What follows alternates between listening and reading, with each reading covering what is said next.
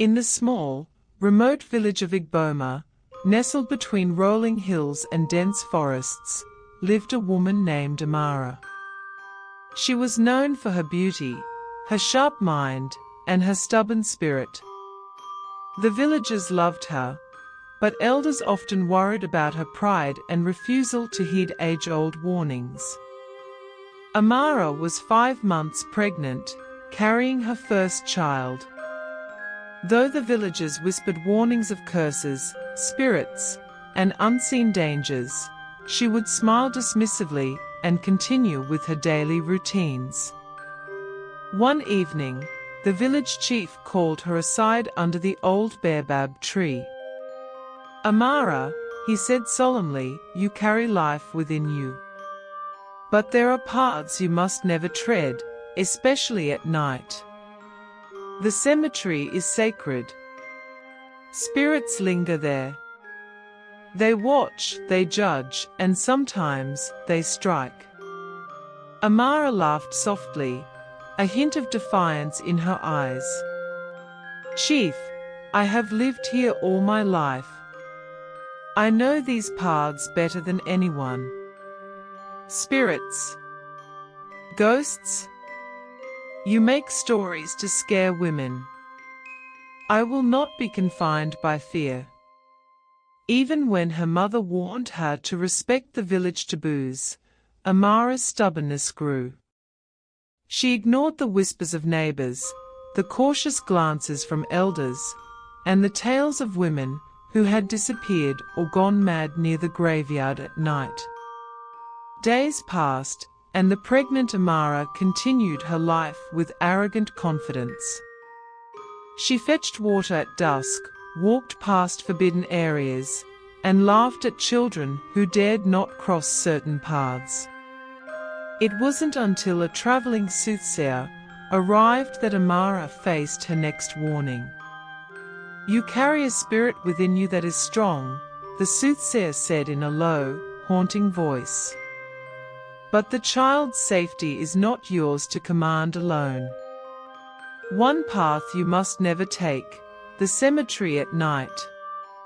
Should you cross it, the spirits of the restless dead will follow you, and you may never return as you were." Amara, stubborn as ever, only nodded politely, smiling at the old woman's theatrics. "I have walked past there in the daylight. What difference does the night make?" A week later, the village celebrated the harvest festival. Music, drums, and laughter filled the air. Amara, despite her pregnancy, joined in the festivities, dancing under the moonlit sky, her belly wrapped in bright Ankara cloth, glowing in the firelight. But as the evening wore on, a storm of curiosity and pride took hold of her. She had forgotten the warnings, or perhaps she thought them mere superstition. She decided to fetch water from the well near the cemetery, a shortcut she always took, even though it was past midnight. The village was silent except for the whisper of the wind through the palm trees. As Amara approached the cemetery gates, the air grew cold, unnaturally so, despite the warm season. A dense mist rose from the ground, curling around the ancient graves, giving the night a ghostly glow. Amara's steps slowed. She felt a strange tug at her heart, a warning deep within her chest. But she pushed the fear aside, telling herself, "I am strong. I am carrying life. Nothing can harm me." As she entered the graveyard, shadows began to move. Not the usual shadows of trees or graves, but dark, humanoid shapes that lingered and glided just beyond her sight. She turned, but no one was there. The air hummed with whispers, faint voices calling her name, echoing from the tombstones. And then she saw it, a figure draped in white, floating above the ground, barely transparent, its eyes glowing faintly blue. Amara's heart skipped a beat, but she refused to scream or run. "It's just my imagination," she whispered to herself. The figure didn't move toward her, but the ground beneath her feet seemed to pulse, as though the graves themselves were breathing. A cold wind wrapped around her belly, making her shiver. The whispers grew louder. "Leave. Leave. Leave." Amara's confidence wavered for the first time. Her steps faltered, and she felt the child within her stir violently. The spirits were not merely watching, they were testing her.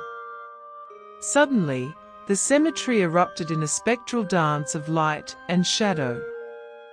Ghostly figures rose from tombs, swirling around Amara, their faces both sorrowful and angry. Some reached out, but their hands passed through her body like smoke. Amara fell to her knees, clutching her belly.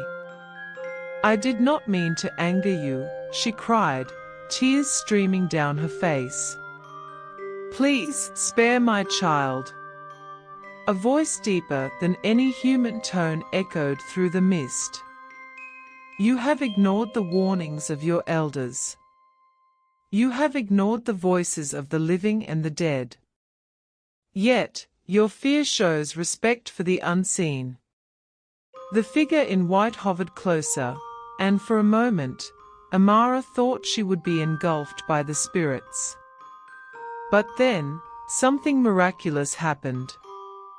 The spirits circled her belly and then lifted away, leaving a glimmering protective light over her womb. "You will leave this night with your life," the voice said. "But never forget. The dead guard what is theirs. The living must respect their paths." Amara scrambled out of the cemetery, her breath ragged, her hands trembling, and her belly pressed protectively. She ran straight home, never looking back. The next morning, the villagers found her sitting quietly by her door, her face pale but serene. She never spoke of what she saw that night. But her stubborn pride was gone, replaced by humility and reverence for the warnings of elders. She carried her child safely to term, teaching her unborn daughter to respect the paths of the dead and the mysteries of the unseen world. From that day, Amara became a story told by elders to warn other pregnant women. The tale spread. No pregnant woman may walk past the cemetery at night. The spirits watch. The unborn may suffer. Respect the unseen, or pay the price. Years later, children in Igbo would whisper, "Did you hear about Amara?